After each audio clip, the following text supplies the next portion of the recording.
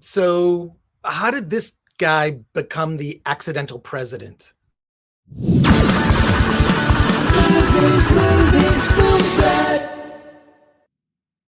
Welcome to the Film Threat Podcast. I am Chris Gore.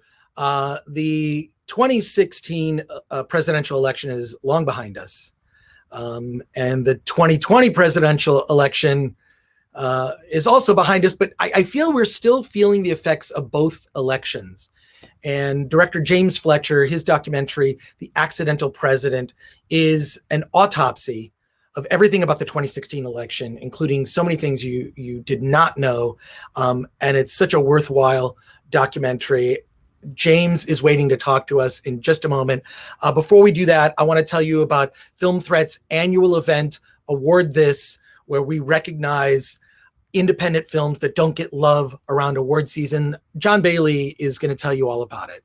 In a world where every award show is a fucking Zoom call, comes Award This. From your pals at Film Threat comes a celebration of true independent films. Join us on April 10th at a socially distanced drive-in.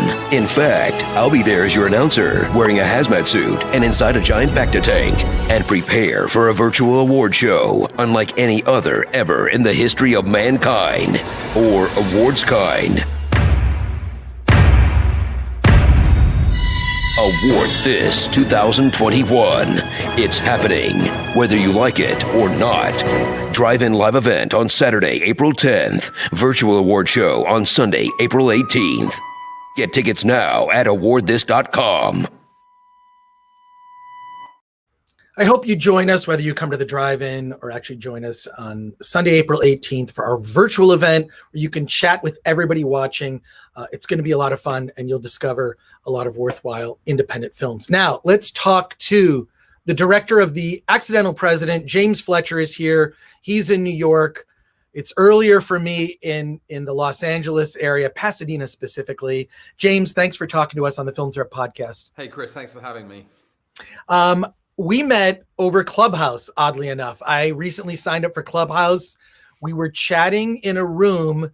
We just ended up in the same room. And I'm like, wait a sec, I heard about this movie. This is a movie that I had missed. And I feel really sorry I didn't see it last year. But I think that it's such an important documentary. We were in a room about cancel culture, which I thought was really a fascinating discussion. I was riveted. I listened for 5 hours. I mean, I spoke a couple times, but I really was just riveted to this 5-hour conversation about I feel like that could be, and I'm surprised there hasn't been a documentary yet about cancel culture. So before we talk about your doc, do you have anything to say about Clubhouse or that room, or any thoughts on that? Well, I think Clubhouse is a new form of social media. It's obviously very relevant now that a lot of people in the world are still in lockdown. They are where I come from in the UK. And certainly, we're opening up gradually on the East Coast. And I know other parts of the country are much more open. But at a time when everyone's sitting at home, it's a very interesting way to connect. And certainly, a lot of hours go by people spending time literally alone. So I think being in a chat room and hearing other points of view at least gets you one step closer to socializing. And the cancel culture thing, or what my point was, it's just another phrase as far as I see it, for censorship. And I'm not a fan of censorship. I think all things should be out in the open to allow people to challenge their opinions and be better informed. So I'm not a fan of cancel culture. And I think you kind of got the message from me in that chat room on Clubhouse. Oh, you were very outspoken. I was cheering for you, So I think that's a topic. I just think it's really important, as we've seen. Like, it almost seems like there's a daily cancellation. I feel like that could be a YouTube show, the daily cancellation show. It really is. There's just I think it's chilling. I really think it's chilling, and I think that people need to, as Sergeant Hulka put it in the movie Stripes starring Bill Murray. He put it so well. He said, "Lighten up, Francis." That was Warren Oates who uttered that line. I don't know why that came to mind, but I think we need to lighten up. I think we need to lighten up about a lot of things and get a sense of humor. And I think that those that participate in cancel culture really are severely lacking in a sense of humor. And these targeted cancellations are it's frightening.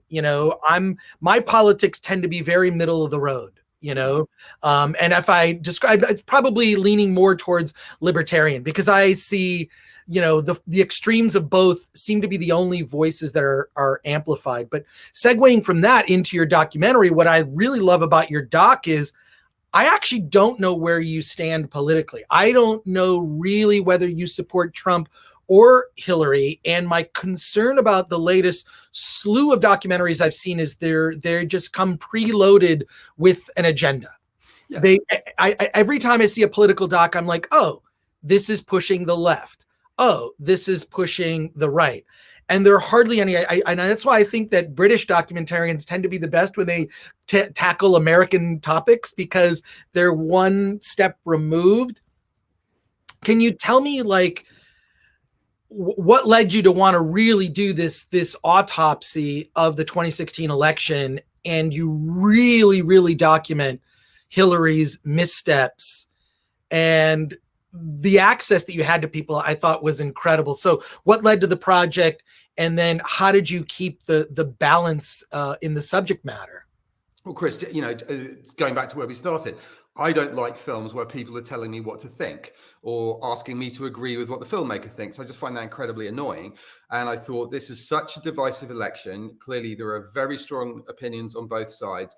And what I wanted to do is try and navigate between the two. And because I don't have a vote here and I have a bit more distance, and therefore I hope objectivity, I wanted to put a film together that would be a historical document that anyone could reference in time to come to find out what on earth happened in 2016. And plus, I think it'd be very irritating for Americans, especially if I formed an opinion and decided to come and take them to church. So I have presented the facts. Look, Donald Trump won the election, so he did something right from a straightforward campaigning point of view. He was the victor, so we have to look at what he did right or where he was lucky. And of course, part of his luck was informed by Hillary Clinton's mistakes, of which there were many. I mean, she didn't see the Bernie Sanders threat coming for what it was. She didn't understand the Trump threats for what it was, and like many others, by the way, in the world of politics and media. So we've presented the facts, and that's how we handled our interviews. Again, I wasn't barracking interviewees. I was saying to, for example, Kellyanne Conway, can you tell us what happened in the room at a moment such as the Access Hollywood tape emerging? Not because I want to push her around as happens on cable news, but I wanted her version of events so the viewer could decide what he or she thinks and draw their own conclusions. Well, I wish we would see more documentaries that take this approach. I watched the documentary Totally Under Control, and I thought, well, you're only interviewing people that support one side of this equation, which is that the response to the pandemic was chaotic, right? Different documentary altogether, but like I felt that all sides weren't represented. What I really like is the access you had. There's a moment and a montage in your doc that I thought was so incredible, and that's when you ask everybody and you sort of rapid fire go to everybody. It's like, what was Donald Trump's, what was his slogan? It's like, oh, make America great again. Then you ask, well, what was Hillary's slogan? And no one can remember. It was like, I'm for her, I'm with her, or her. No one could remember. And it showed that, you actually compliment Trump, which of course makes you, a member of the far right by just simply complimenting Trump or pointing out he's a brand marketing genius. Yeah, and we can reference Yes We Can, Obama's slogan. We can talk about Just Do It, Nike's slogan. I mean, you have to pick your slogan and stick to it. The Hillary campaign changed theirs throughout the campaign, which kind of in and of itself said a lot about the certainty of the ground they were walking on. But love him or hate him, Trump picked a message and stuck to it, which is campaign 101. And that allowed people to coalesce around him. His base formed. But you really have to have a solid message, and if you don't have that, then people drift away. So to pay him credit where credit's due, he did have a consistent message throughout the whole thing. It was, I mean, like his message was something you can put on a bumper sticker or a hat, right? And I feel like your criticism of Hillary was is so well put together, and there's a montage where you just see she just lacked a she just came off being completely inauthentic. That's right. That inauthenticity was so pervasive. Like when she starts talking about how she carries hot sauce in her purse, like, look, you know what? Just be real. And I feel like she may have been good when it came to policy and all that, but when it actually came to campaigning, she might be one of the worst politicians ever. And you point this out in your doc. We did, but don't forget, if you just don't mind, we did say she was the most qualified and most prepared candidate of all time. So, the wind was in her sails. She had a very good chance of winning this thing. But we were also at pains to say, there were times when she appeared inauthentic. You mentioned a moment when she was on a Black Breakfast radio show and she said she had hot sauce in her bag at all times. And they literally say, are you trying to pander to Black people? And she says, what if I am? Is it working? And it's a cringe moment. And, there are other terrible decisions she made, such as distancing herself from the media. As I say, they misjudged the Bernie Sanders threat. And she just appeared very tense and very ill prepared for the onslaught of a presidential campaign. And I would assert that when she was against the candidate Donald Trump, who made himself very available in the media, her opposing tactic fared very badly. And of course, the social media game was dreadful. Yeah, I mean, the whole thing, you even talk about the tweets, like Donald Trump would just put out a tweet, whereas her tweets had these layers of approval. And having worked in the corporate world at times, layers of approval are just a blocker to getting things done. I mean, like it's for me, like the way to get things done, and Film Threat's like this small, scrappy organization, so we can get, we get things done quickly, right? And you being a documentary filmmaker, I mean, it's like, but when you see those layers of approval, that's just a blocker to your, I mean, to progress. It's just, I guess she was just used to that. The other thing that I thought was great that you included was Howard Stern. I have a friend of mine. He actually has worked on political campaigns. He's just a cameraman, right? My friend, he's a cameraman. He's a freelance cameraman. And he would tell me these things. He goes, look, politics, it's a show. You're actually filming a TV show. It's a reality show. And all the because he's worked on movies, and he's also worked on political campaigns. In fact, he was at the Biden inauguration. He was sending me all these crazy things that were happening there. But he emphasized to me, he's like, we are filming a reality show, and all the same things that go into making a film production or a television production go into a campaign. So you've got your call sheet, you've got, your same types of communications, you've got your setup and your call time. And it's like, we're just doing a TV show. We're just filming a reality show. And I think Donald Trump understood that. And what was interesting was he had a conversation with the Hillary people. My friend who's a cameraman said, you got to get Hillary on Howard Stern. Yeah. You got to get her on Howard Stern. You included footage of Howard Stern talking about that. I mean, eventually she appeared on the Howard Stern show, and it was, I guess, it's the best interview you could have heard. I think Stern is a bit more guarded these days, but I feel like it was one of the better interviews that Hillary's done, where she was just a bit more honest. I don't know if we'll ever get the authentic Hillary. But that Howard Stern stuff was great because you really hit home a point that I think has been ignored by the left, which is they want to blame the voters for why Hillary failed rather than look at themselves. And you hit that point hard. Can you talk about that a bit? Yeah, I mean, by the way, I have a similar background to your friend. I've worked on political campaigns all over the world as a TV producer and spot producer. So I agree entirely with your friend's analysis. I mean, what drove me absolutely to distraction was how hard Howard Stern tried to get Hillary to appear on his radio show during the campaign. And every time, I mean, if Howard Stern of all people couldn't get an interview with anyone, you think there's probably no one else has got a shot. And it was really frustrating because I've seen the same thing you've just referred to, the YouTube that's on YouTube, where he interviews her for 3 hours after she's lost. And you see a form of Hillary Clinton, which is unguarded, charming, very conversational, not all uptight and rigid in the way she was during the campaign. However, I will say, if I'd been on her campaign team and someone said Howard Stern wants to have you on, I mean, it would have been risky because you just don't know what Howard Stern's going to do. I mean, he is an avowed Hillary Clinton fan, so I don't think he was going to have strippers on there, but there's a very distinct possibility he could have tried to embarrass her in some way. Because you just never know, and you have to discuss this stuff inside a campaign. So I will concede that, you know, it's not a decision without risk. This isn't NPR, right? But she did not present the best version of herself. There's another photograph that did the rounds after the election of her walking in the woods, and she comes across a lady walking in the woods, and they do a selfie, and she's not all overproduced and overdressed and all that stuff that you saw in the campaign trailer. You just thought to yourself, I did, God, if she could have shown that side of her during the campaign, it could have been a very different outcome. And it all plays back to authenticity. And I think this is what voters have a very keen nose for. They are very aware when they're being spun something or delivered a version which doesn't entirely ring true, and they distance themselves from it.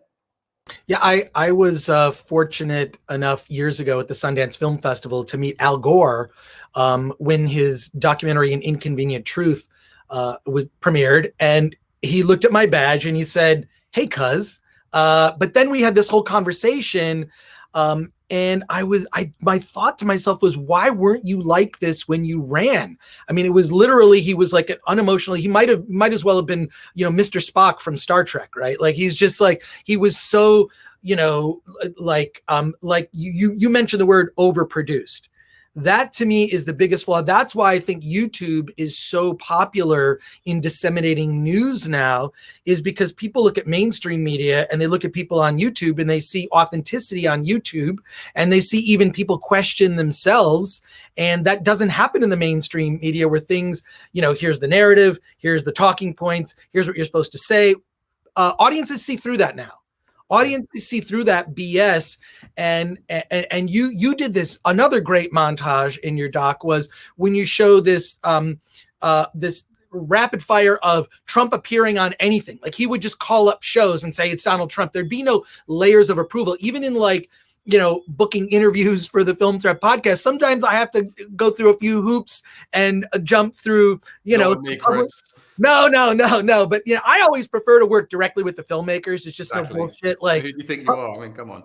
Well, everyone wants to tout like how, like, make their job relevant, and I don't need to deal with publicists. I can go right to the filmmaker. Yeah. You know, I don't like, what time are we talking? We're talking at 9 a.m. Boom. Here's me up. Let's go. Let's do it. Yeah. So whatever. But even, you know, in the little time that I spent in my television career, well, maybe it wasn't little time, over 10 years, but like, that was the thing that used to annoy me, to the point where at the end I was just like, I don't want to do TV anymore. It's too overproduced. Yeah. I don't need a producer trying to tell, like, I know way more than the producer about the subject, and they're trying to, like, produce the talking points and make their job seem more important than it is. So whatever. I'm going off on a rant. My apologies. But this montage of, like, Hillary and her, like, almost too thoughtful approach contrasted with Trump's, like, I'm just picking up the phone. And then I'm curious, like, I really love that I didn't know where you stood politically. I still don't know. And I think that's a good thing.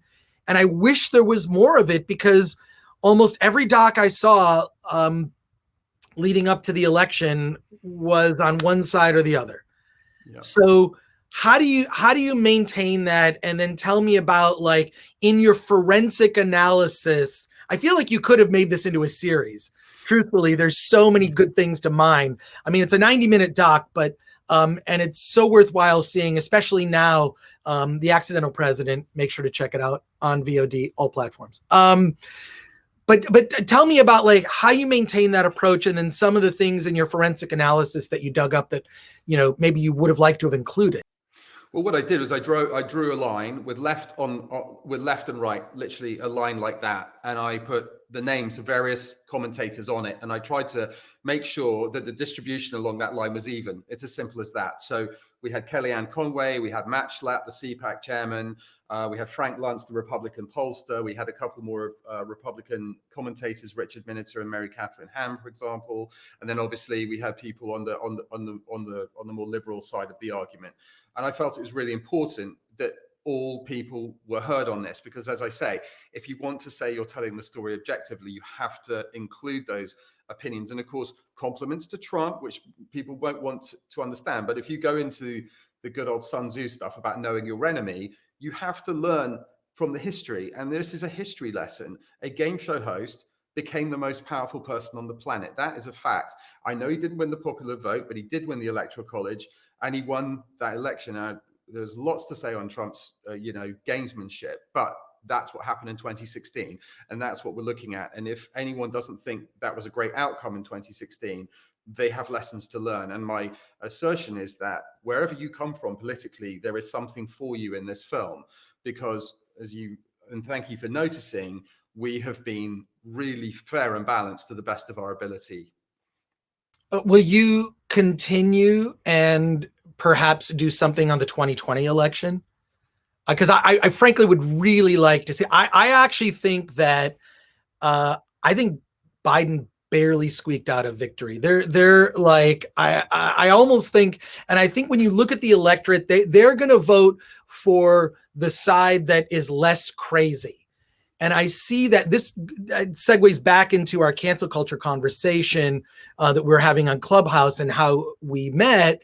That's where I see, to me, I see cancel culture as like all the things I really disliked about the religious right in the 90s, and their wanting to restrict music or protesting, gay funerals. I mean, I thought that was reprehensible and horrifying, and I did not support that. And I thought that was crazy. And now I see the left being as reprehensible as the 90s religious right, wanting to get rid of things, or things that don't it doesn't make any sense, and continuing to restrict censorship, to censor things and restrict freedoms, and celebrating that like it's some victory. And I really feel like Biden just squeaked it out. I think that if things had gone a slightly different way, he could have, what I'd like to do, could you do a sequel to your doc and just set it in 2020? Can you do that for us? I don't know that 2020 is as interesting as 2016 by a long way. And I say this because I think Trump was his own advocate and his own opponent. I think Biden's crew made a decision to keep him at home in the basement in Delaware and not travel him around the country and exhaust him. And it turns out they were absolutely right. Tactically, they won the election because they knew Trump would basically sink himself. Obviously, the pandemic revealed a lot about Trump. It showed that he didn't have the concerns, perhaps, for a lot of people who needed a leader saying the right thing with the right messaging, bringing the country together at that time. I think he was bored with the pandemic very quickly. All the things that it brought out the worst of him. Let's be clear about that. And that was the beginning of the end. So he goes into the election and he's all over the place. And of course, don't forget, you never win a presidential election the same way twice. So going around on Twitter, just being rude and all the rest of it wasn't the formula for 2020. 2020 needed a very different type of election strategy, which I'm told he was given and chose to ignore it, and the ship sank, and that's the end of it. So I don't know, but I think 24 could be a fascinating election. The Republicans have yet to find their replacement to Trump, which means Trump is still the dominant force.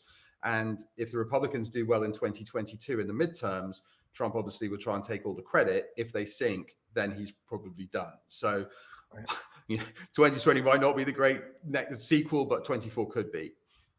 Well, James, it's a fascinating documentary. I hope everyone watching or listening to this checks it out, The Accidental President. This won't be the last time you and I speak. I'm going to talk to you on Clubhouse. And when this pandemic's over, we're going to have drinks at some point once I get to New York, or if you make it out to the West Coast.